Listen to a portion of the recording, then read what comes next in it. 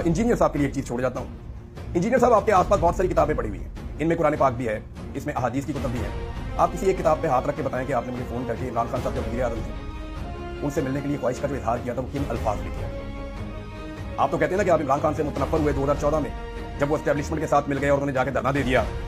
आप सिर्फ ये बता दें कि जब 2018 में वज़ीर आज़म पाकिस्तान बने तो 2020 के आसपास, 21 के आसपास आप इमरान खान साहब से मिलने के लिए बहुत बेताब थे और आपने बड़ी कोशिश की इमरान खान साहब से मुलाकात करने के लिए और आपने कई लोगों से राब्ते भी करवाए। फिर आपने मेरे से राब्ता किया, मेरा जवाब मैं आपको बता दूंगा मैंने आपको क्या दिया था और आप इमरान खान साहब से क्यों मिलना चाहते थे और उसके लिए आप किस किस्म की निसियां लगा रहे थे और आप क्या बात ऐसी कर रहे थे। देखिए, मुझे एग्जैक्टली पता है कि आपको बुग़्ज़ क्या है इमरान खान पे, मुझे एग्जैक्टली पता है कि आपको इमरान खान पे गुस्सा क्या है, मैं जानता हूँ।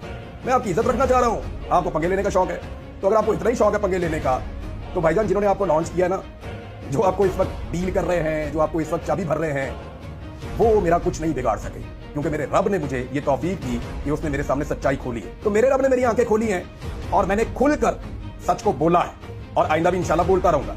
तो मरे हुए को मारना तो बहुत आसान होता है, आज बैठ के फैज़ अमीद को 4 गालियां दे देना, ये कौन सी बात है। फैज़ अमीद क्या बेचता है, वो गिरफ्तार हो गया, कोई भी उसको गाली दे सकता है। नदीम अंजुम का नाम लीजिए, मौजूदा DGI का नाम लीजिए, जनरल आसिम मुनीर साहब का बताइए कि वो क्या कारनामा कर रहे हैं, किस तरह मुल्क को चला रहे हैं, बताए ना उनके बारे में। जनरल फैज़ अमीद के गुनाह तो इतने से थे, बहुत छोटे से थे। अब जो फतवा ये जुल्म और जबर हो रहा है ये तो बहुत बड़ा है। क्या जनरल फैज़ अमीद ने कितनी औरतें उठाई थी पॉलिटिकल पार्टीज की, मुझे बताए ना। कितने घरों की चादर और 4 दीवारी का तकद्दुस पामाल किया, मैं उसका केस नहीं लड़ रहा, मेरी तरफ से भाड़ में जाए वो भी।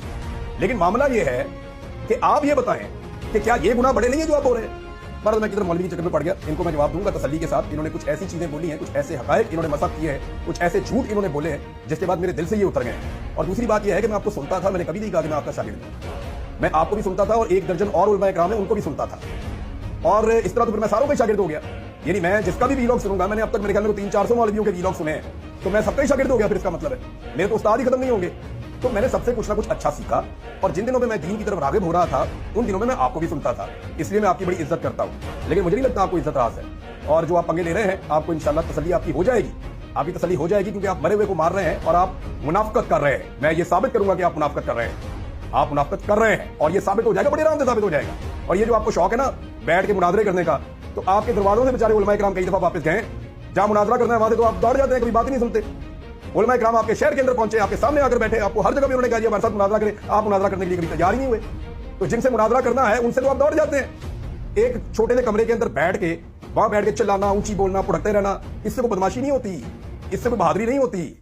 जनाब, आप मेरे घर आप मिलने आना चाहते थे और आपने कहा जी मेरी जान को खतरा है, मैं नहीं आ सकता इमरान भाई। मैं कहा जी ना, आपकी बड़ी मेहरबानी। मुझे रियासत से खतरा था, आपको तो एक आधे जत्थे से खतरा था, मैंने तो तालिबान भुगते हैं, बड़े बड़े खतरे भुगते हैं, कई दफा मरते मरते बचा हूं।